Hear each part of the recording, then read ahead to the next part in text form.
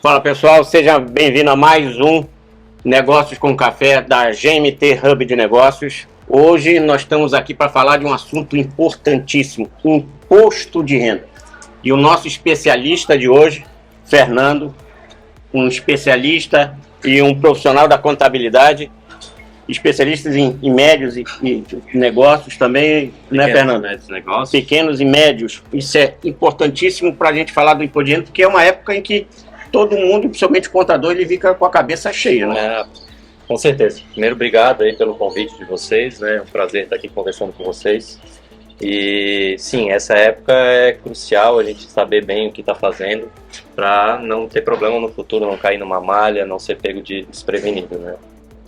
E isso é importantíssimo. Agora, Fernando, para nós irmos direto ao ponto aqui, o MEI, o pequeno negócio, o que ele precisa se atentar na questão do imposto de renda da pessoa física dele e que pode influenciar lá no negócio dele? Certo. Bom, primeiro distanciar um pouco da questão da obrigatoriedade da lei, né?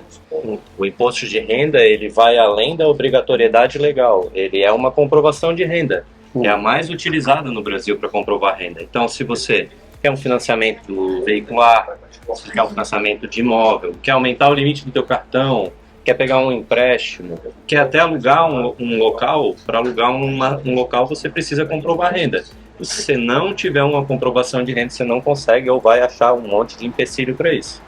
Então, o primeiro ponto que eu queria destacar é esse, a gente tem que pensar além da obrigatoriedade. Mas falando em obrigatoriedade, o MEI, ou microempreendedor, ou pequeno negócio, ele tem que entender que o CNPJ dele não é o CPF dele, né? Isso é importante. Isso é o essencial, assim. Então, a partir do momento que ele faz essa separação, ele consegue entender melhor o que é renda dele e o que é renda da empresa. E aí sim, entram todos aqueles pré-requisitos da obrigatoriedade do imposto de renda. Renda tributável acima de 33.888, né? Isso a gente está falando do ano de 2024, né? Que foi declarado agora 2025. Então, renda isenta acima de 200 mil, algum imóvel, um bem ou um direito acima de 800 mil, dentre diversas outras questões que te obrigam a enviar o imposto de renda. Na dúvida, consulta o contador. Na dúvida, a melhor pessoa para te orientar é o contador. É isso aí. É isso, né, Marcelo? É muito importante esse tema para o empreendedor. É isso aí, muito importante. Obrigado, Fernando, pela presença, né? Mesmo com toda a correria, sempre dá tempo de tomar um café e falar um pouquinho sobre o imposto de renda.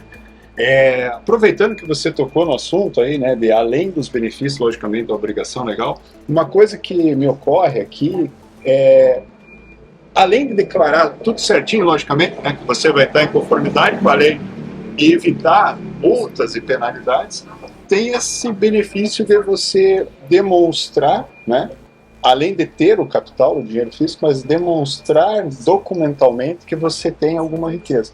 Isso pode gerar uma série de benefícios para o empreendedor, não é? Claro, com certeza.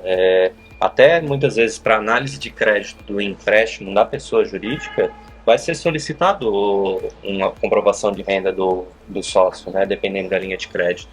Então, tu ter uma regularidade no envio do teu imposto de renda significa que tu, há tempo, está informando como é que é o crescimento do teu patrimônio.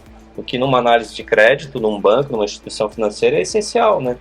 Se o banco vai te emprestar um dinheiro, ele quer saber como é que está sendo a tua evolução patrimonial, né? Inclusive, com isso, tu conseguiria, às vezes, um crédito com um valor menor, né? Com taxa de juros menor, com toda certeza. Sim. Com toda certeza. Fernando, e o imposto de renda, ele teve algumas alterações, né? Quais são as novidades desse ano, 2025? E aquela questão, teve a atualização do valor mínimo de imposto de renda para declarar também? Teve sim. Antes era 30 mil e agora o valor é 33.888, né? Então teve essa atualização no valor da obrigatoriedade, né, do rendimento tributável, sob a ótica do rendimento tributável, né? Existem outras questões que também te obrigam a declarar o imposto de renda e que também alteraram, mas acho que daí o foco aqui seria mais empresarial, né? Sim. Então, houve essa alteração do rendimento tributável e algumas informações a mais foram adicionadas na declaração pré-preenchida. Antes, quando você colocava lá a declaração pré-preenchida, né, fazia sua declaração pelo método pré-preenchido, vinham só parte das informações. E agora foram adicionadas novas informações, como saldo bancário, né, investimentos em ações, por exemplo, estão vindo tudo já na pré-preenchida. Vai trazer uma facilidade um pouco maior para o contribuinte. Né? Isso mostra também que a Receita está cada vez mais fiscalizando E mais ligada nas pessoas. As informações estão cada vez mais cruzadas. Eles têm cada vez mais informações na mão deles para cruzar dados. Uma das coisas que eu vejo também é muitos contadores pedindo mensalmente o extrato bancário da PJ, para fins de ir acompanhando, né, essa... Para apuração de lucro, porque novamente, né, o CNPJ ele é uma pessoa diferente da pessoa física. Acho que essa informação é bem importante para que ninguém, porque nós temos muitos clientes que confundem. Apesar misturam, de ser legalmente uma coisa básica, mas Óbvio. na hora do dia a dia as coisas se misturam. Não, é muito comum, tá? A gente, né, que trabalha com isso, a gente vê muito disso, né, essa confusão patrimonial. Mas essa separação patrimonial, além do benefício de te assegurar o limitado ali, né, A a responsabilidade ser limitada somente à tua empresa, ela serve para definir a apuração do lucro. Hoje no Brasil, a distribuição de lucro ela é isenta de imposto de renda. Então o empresário ele tem duas obrigações para com ele, né? Um é o prolabore, que é o salário dele, e esse incide INSS, imposto de renda, e a distribuição de lucro, que essa não incide em nada, nem contribuição, nem imposto. Então, a gente pede o extrato para saber o quanto de lucro tu teve e o quanto tu podes retirar da tua empresa. Sim. Né? É para isso que os escritórios pedem os extratos. Daí tu vai cair dentro dessa parte da distribuição que não incide no imposto de renda. Exatamente. E o valor, falando já que tem que ter logicamente um prolabore, qual é o mínimo hoje, Fernando, legalmente? O mínimo é um salário mínimo. Primeiro, isso é obrigatório ter um prolabore, né? É sim. Todo empresário é um contribuinte obrigatório do INSS. Então, se abrir uma empresa, você vai ter que recolher o prolabore. O único momento em que tu és dispensado disso é se a tua empresa não tiver faturamento.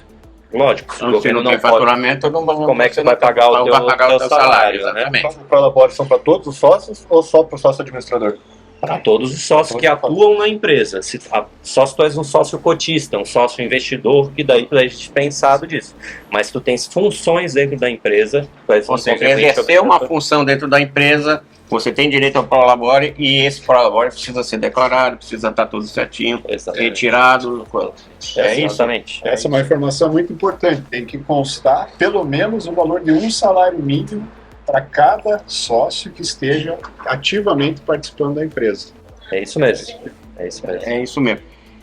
E falar aí, nessas questões todas, quais são os erros mais básicos que você vê nos clientes que eles cometem e pode ser evitado? Olha, os que caem em malha, assim, direto, são ocultação de renda. Então, às vezes, o cara recebeu uma renda, trabalhou 3 meses numa empresa lá, e depois saiu da empresa e não conta isso para o contador. E daí a gente não lança lá na declaração, isso é batata, vai cair na malha fiscal. Isso hoje em dia é automático, a Receita não precisa de um servidor da Receita clicando em nada, o próprio sistema da Receita já faz esse match de informações. Se tiver inconsistência, ele vai te colocar como malha pendente. Mas esse ano teve uma atualização bem importante que a Receita solicitou para o Airbnb, a relação de aluguéis, né? Então a gente tem visto já gente cair em malha nas declarações dos anos anteriores por ocultação de rendimento recebido de aluguel. Então essa é uma parte assim que para quem aluga imóvel está na hora de começar a pensar diferente sobre isso. Isso aí eu posso até comentar porque eu alugo algum imóvel pelo Airbnb e agora estão começando a mandar já uma declaração dos rendimentos, já como se fosse um informe de rendimentos, né? Já deixa ali oficializado. É isso aí, tem que lançar lá. Tem que estar tudo certinho. Isso. E sobre o imposto de renda, né? A gente tem que fazer a declaração, mas tem algumas despesas que a gente pode deduzir, né, desse valor. Perfeito. Quais são as principais e as que mais as pessoas utilizam e que elas acabam esquecendo de apresentar para o contador para fazer a dedução? Legal. Bom, as despesas dedutíveis são as despesas com educação, dependentes, saúde e previdência complementar. tá? As mais básicas, né? Saúde, o que a gente vê às vezes as pessoas esquecendo são atividades que elas fizeram com profissionais que entregam recibo. Então, às vezes, um fisioterapeuta que faz da aula de pilates para a pessoa, para ser feito o serviço por um fisioterapeuta, é sim dedutível, é um gasto com saúde, né? Então dá para deduzir. Outra questão que precisa tomar um certo cuidado é gastos com educação. Se for educação do dependente, por exemplo, se tens um filho pequeno que está na escola, o único gasto que é dedutível são as mensalidades escolares. Gastei com material escolar, gastei com viagem, com passeio da escola, nada disso é dedutível. É só a mensalidade. Os cursos extracurriculares? Também não são dedutíveis. Seu filho faz inglês fora, não é dedutível, é só... o pensamento é meio que assim, é o que o governo deveria te fornecer e não está fornecendo, ou porque tu optou não fazer com ele deixa tu abater do teu imposto. Então, né? na parte de saúde, por exemplo, algumas questões aqui que tem muito em Florianópolis de terapeutas, assim, não encaixaria como dedutivo. Desde que feito por um psicólogo, encaixa, uma profissão regulamentada. Isso. Mas se for uma terapia holística, por exemplo, diferente. Aí não, por enquanto não. Isso eu acho que é uma questão interessante trazer, porque a gente vê aqui em Florianópolis muitas pessoas atuando e, claro, com excelentes trabalhos, né, com terapias diversas, mas para fins de imposto de renda não encaixaria. Claro. Não tem nada a ver com a capacidade técnica e nem com a profissão em si. É uma questão. Mas sim é uma questão legal. Isso, da lei, né? E tem uma atualização, desculpa, Tataque, rapidinho, que esse ano começou a obrigatoriedade do recibo saúde, né? Então, para ano que vem, na pré-preenchida já vai vir a informação dos profissionais que antigamente emitiam recibo simples, né? Sim, os médicos já estão precisando lançar, né? Obrigatoriamente tem que ser Receita Saúde. Se tu és um profissional da saúde, tu trabalha como pessoa física, tu obrigatoriamente precisa emitir o recibo saúde. Tá? Falando das atividades complementares, eu sei que o CRM, o médico pode utilizar para deduzir do imposto de renda dele. Todas as atividades regulamentadas podem utilizar também esse pagamento? Se as despesas dedutíveis de atividades regulamentadas são... Nem todas, porque a contabilidade é uma atividade regulamentada que tu não pode deduzir do teu imposto de renda. Seriam mais assim, gastos com saúde, de atividades regulamentadas, daí sim, né? Que tenham conselhos profissionais, que sejam regulamentadas, né?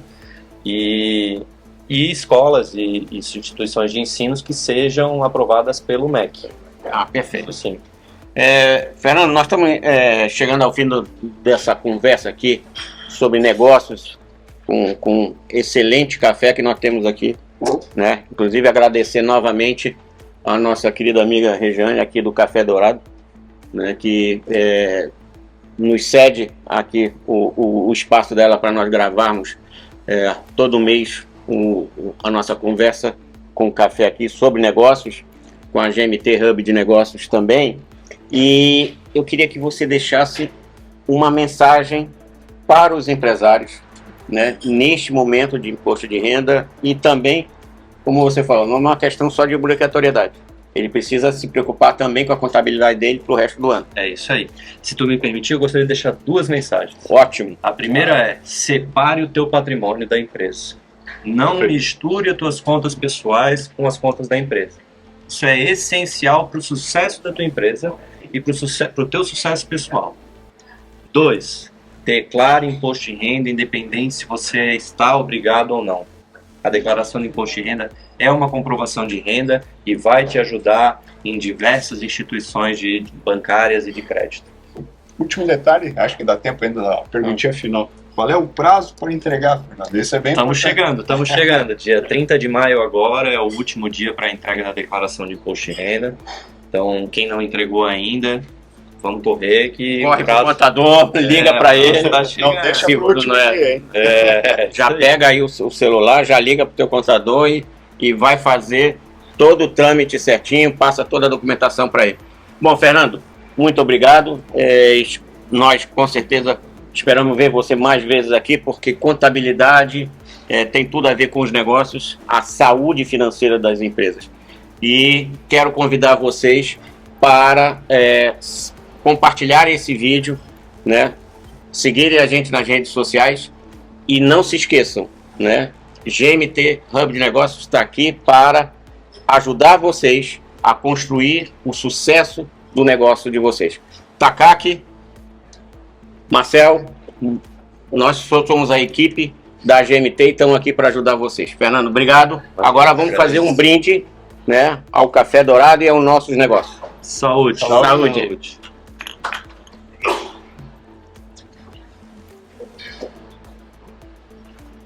Boa.